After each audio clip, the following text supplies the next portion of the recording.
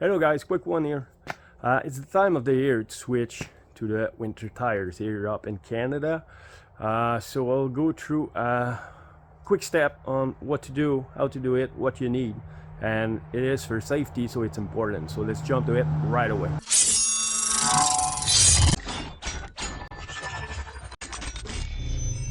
First, in my case, I'm using an impact drive to remove the wheel. I'm also using a bar with a torque wrench so I can torque the wheel back, because there's a torque needed for these studs.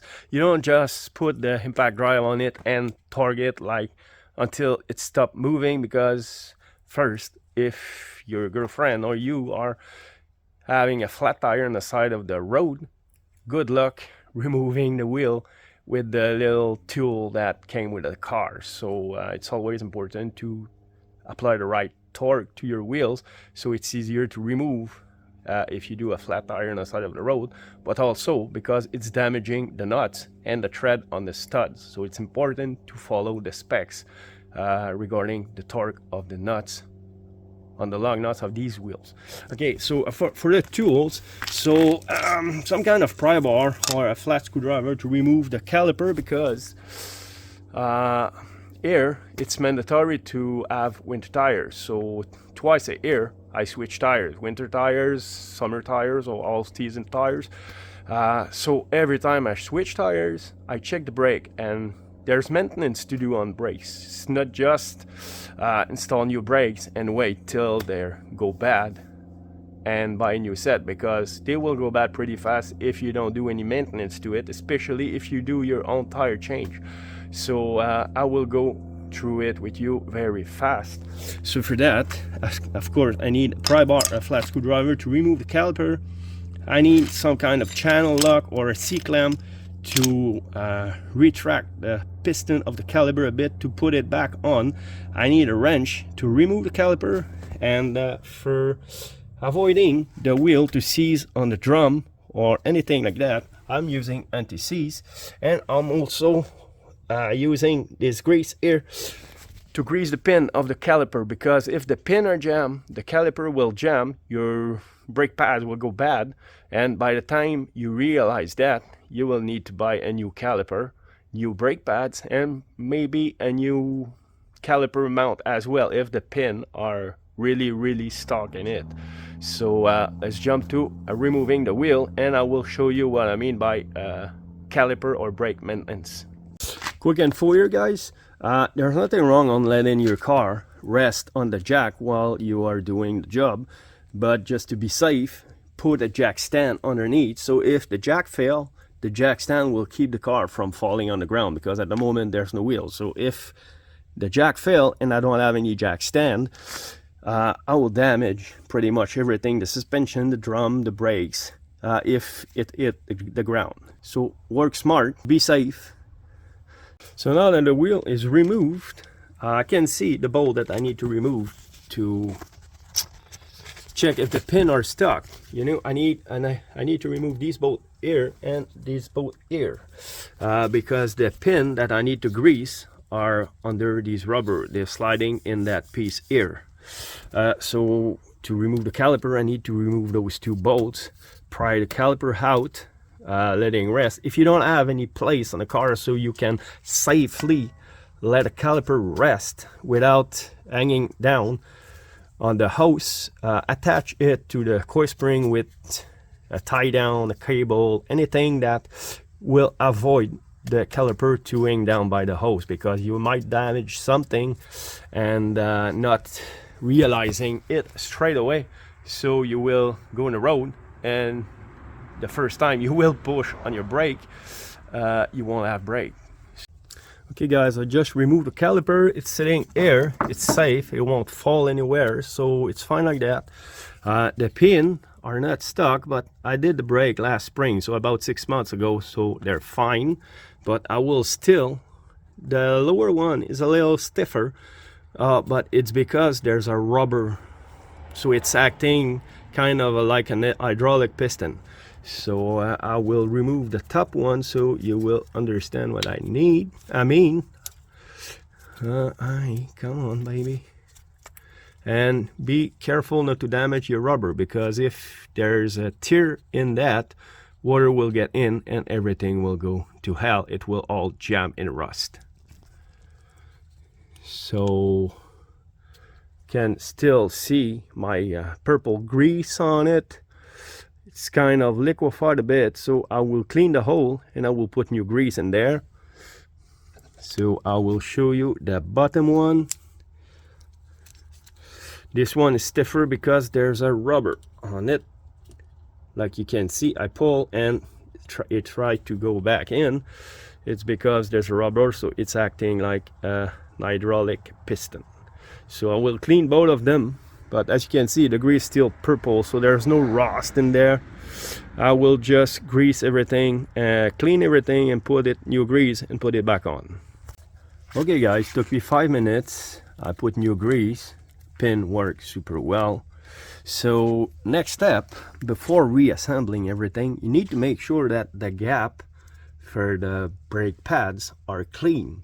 I know they're clean because I cleaned them 6 months ago. I grease everything, but most of the time, or sometime, or pretty much every time, there's rust building under that aluminum tab here. When you remove the whole pad, you try to put the new pad in, it doesn't go in because the gap has closed in because of the rust. In this case, as you can see, my pad is free, so I know there's no rust in it. I still have some grease on the top of the pad here.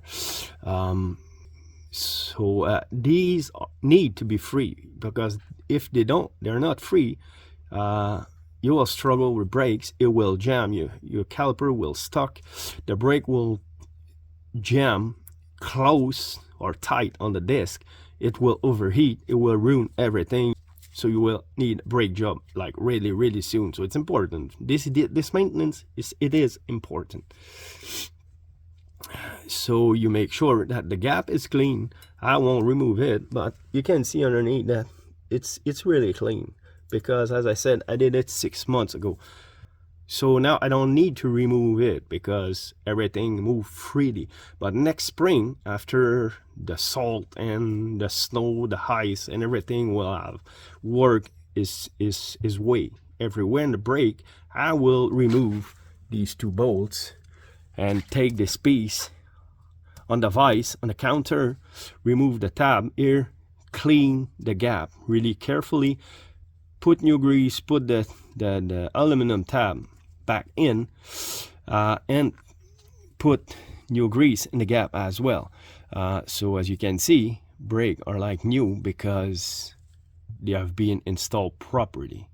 So I will put the pad back in, and after that we will see the next step.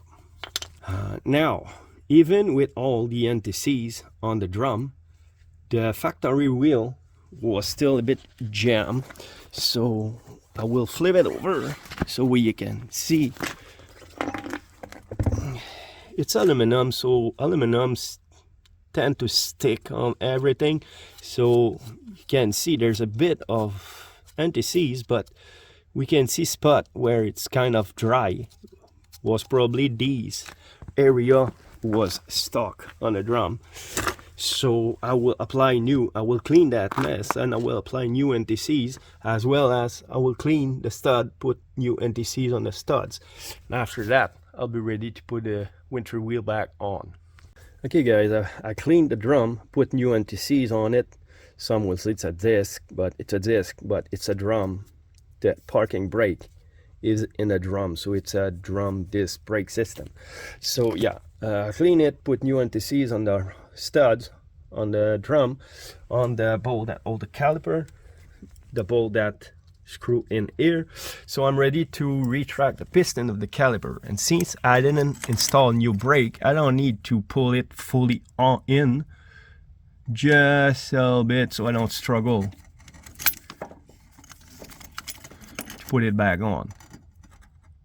There you go. But when you're doing that, the first time you will apply the brake, when the job will be done, your pedal will be kind of free, because you will push back the piston of the caliper until they're sitting on brake pads. So until that, maybe you will have to pump your brake 2 or 3 times before you have a stiff pedal. So it's important after you're doing a job like that to pump the brake till it's stiff before leaving or going on the road. So now the caliper piston is retracted. I will put back the caliper on. After that, I will put back the wheel on. Okay guys, what I mean by you will have to kind of pump the brake pedal, because I retracted the piston. Now the caliper is back on, it's tight, and I greased the pin, so you can see that caliper is moving because I retract the piston a little more than it needed.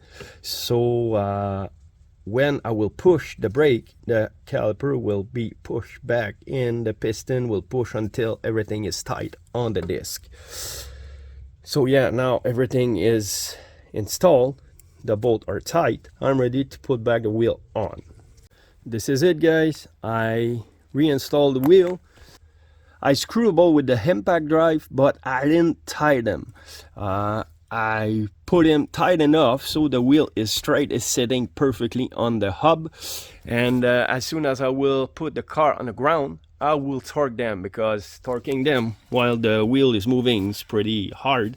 And when I do a job like that, I need the wheel to spin freely for whatever reason.